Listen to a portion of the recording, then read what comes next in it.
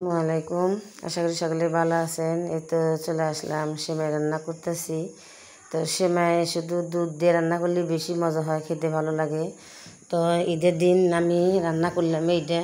তো আমি এডিট করতে অনেক লেট হয়ে গেছে, ব্যস্ত ছিলাম। তো এখন আমি দুধগুলো জাল দিয়ে নিতেছি। তারপরে যে খাসির মাংস চলে আসছে, তো খাসির মাংসগুলো রান্না করব। খাসির মাংস খেতে সবাই ভালোবাসে। তো এখনও মাংস আসতে দেরি আছে, 4টা-5টা বাজবে। তো সেজন্য আমি আগে খাসির মাংসটা রান্না করে নেব। সেমাইটা রান্না করে নিলাম, পায়েস রান্না করে নিলাম। তো এখন খাসির মাংসটুকু রান্না করে নিতেছি। খাসির মাংসটুকু রান্না করে হয়ে গেলে পরে সবাইকে খেতে দেবো। তো পেঁয়াজটা ভাজা হয়ে গেছে, আমি মশলাটা কষায় মাংসটা দিয়ে দিছি। তো এখন ভালো করে কষাই নিতেছি। তো ভালো করে কষাই নেওয়া হয়ে গেলে পরে পানি দিয়ে দিলাম। তো পানিগুলা এখন আমি ঢাকনা দিয়ে দেবো। ঢাকনা দিয়ে ঢেকে দেবো 7-8টা, 8টা-9টা আমি শীষ দেবো। তো দেখেন যে মাশাআল্লাহ কুরবানির মাংস চলে আসছে, এসে গেছে মাংসগুলা। তো যে সব মাংস মাশাআল্লাহ কুরবানিদের মাংস, বরকতের মাংস। এই যে মাথার মাংস, কলিজা, তেল এই যে আলাদা দিয়ে দিছে। এই যে কুরবানি দেওয়া হয়েছিল ভাগে। তো এই যেটা মাথার মাংস, তো সব চলে আসছে। এখন তো আরও ব্যস্ত হয়ে পড়তেছি। তো এখন সব এডিট করে, এখন তো মনে হয় যে সব আলাদা আলাদা করে নিলাম। কুলজা মাইটা, তারপরে ফ্যাপসা, তারপরে এখন এগুলো আমি গুছাই নিয়ে আর বেশি করে রান্না করব। এতগুলো রান্না করবো। এখানে নিছি 3.5 কেজির মতো মাংস নিছি। 3.5 কেজির মতো মাংস নিছি, এগুলো রান্না করব। খাসির মাংস তো খাওয়া হয়ে গেছে। তো আমি যে মেয়ের আব্বু যাচ্ছে, দেখেন আমার মেয়ের আব্বু দেখে আমার অনেক কষ্ট হয় আমার। সে আগে এত হাঁটতে পারতো, হাঁটে চলাফেরা করতো। তো এখন সে হাঁটতে পারে না, আমার অনেক কষ্ট হয়।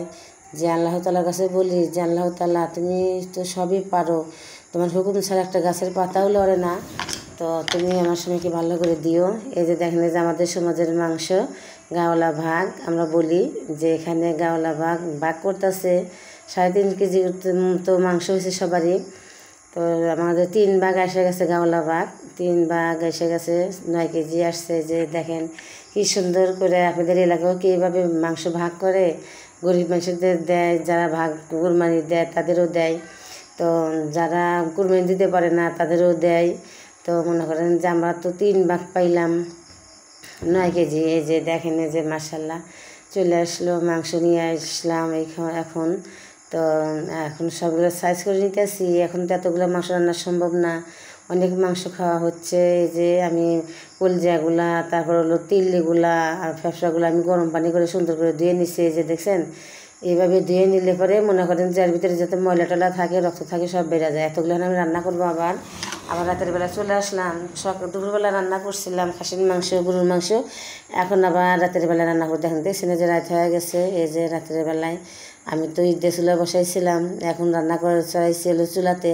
তাই যে আমার কষানো হয়ে গেছে, পানিটা দিয়ে দিছি। তো শর্টকাটে দেখাইতেছি, ভিডিও ব্যস্ত আছি। তো আবারও বলতেছি যে 15-16 জনের মানুষের রান্না, যে পোলাও রান্না করব। তো পোলাও রান্না করার জন্য সব কিছু দিয়ে নিছি, সব গুছাই নিছি। পোলাও চালটা ধুয়ে আগে থেকেই ছাকা দিয়ে রেখে দিয়েছিলাম যাতে পানি না ওঠে। তো মশলা টশলা যা আছে সব আমি গুছাই নিছি। তো মনে করেন এক হাতে সব কিছু করতে হয়, বুঝেনি তো মানুষের আমিও তো মানুষ একটা। আপনারা তো জানেন যে হ্যাঁ, যে ডাউল রান্না করলাম, বলতেছে যে ডাউল রান্না করো, একটু ডাউল রান্না করলাম। তারপরে যে ডাউলটা হয়ে গেছে, সোমবার দিয়ে দিছি। এই যে আবার ছোটো মাছ রান্না করতে বলতেছে। তো তাহলে দেখেন, মাংসও খাবে, মাছও খাবে, তাহলে আমিও তো একটা মানুষ, তাই না? যার যা চাহিদা আমার পূরণ করতে হয়। তাই যে মাছটা ভিজে নিছি, মাছ ছোটো মাছ চচ্চড়ি করব, আবার কই মাছ রান্না করব। তো মাংসও খাবে, মাছও খাবে। তখন বলতেছে যে যেটা যার ভালো লাগে সেটাই দিয়েই খাবে, তুমি তোমাকে রান্না করতে বলছো, তুমি রান্না করো। এমনভাবে হুকুম করে ভাই, তাদের মনে হয় যে আমি এবারে কাজের মেয়ে, আমার কাজের মানুষ রাখছে। আমার কাজের মানুষ যারা হুকুম করে সেটাই শুনতে হয়, মালিক যেটা বলে হুকুম করে সেটাই আমার শুনতে হয়। তা আসলে সত্য কথা কি, আমি এবারে আসলে কাজের মেয়ে হয়ে গেছি আর কি। তো এতদিন বাবা মামার বাড়ি ছিলাম বলে আদরের মেয়ে, আর শ্বশুরবাড়ি হয়ে গেছে কাজের মেয়ে। তো কী করবো, কিছু করার নাই। তো দেখেন এই যে আমি আবার ফের পোলাও শর্ট হয়ে গেছে, শর্ট পড়ছে, আবার পোলাও রান্না করতেছি।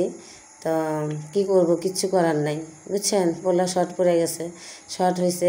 অল্প করে বেশি করে রান্না করলে নষ্ট হয়, আবার কম করে রান্না করছি তারপরেও শর্ট পড়ছে। তারপর ফের আবার 3 পট চাউল ধুয়ে নিছি, আবার রান্না করব। রান্না করে দিই যে খাক, আত্মীয় স্বজন আসছে, সবাই আসছে। তো আমার মেয়ের আব্বু বলতেছে, তুমি আজকে পোলাও কেন রান্না কম করছো? তো বললাম যে কেন, মানুষ তো তোমার ছেলে মেয়েরা আত্মীয় স্বজন আসলে তো বেশি পোলাও খায় না, শুধু ভাত খায়, খিচুড়ি খায়।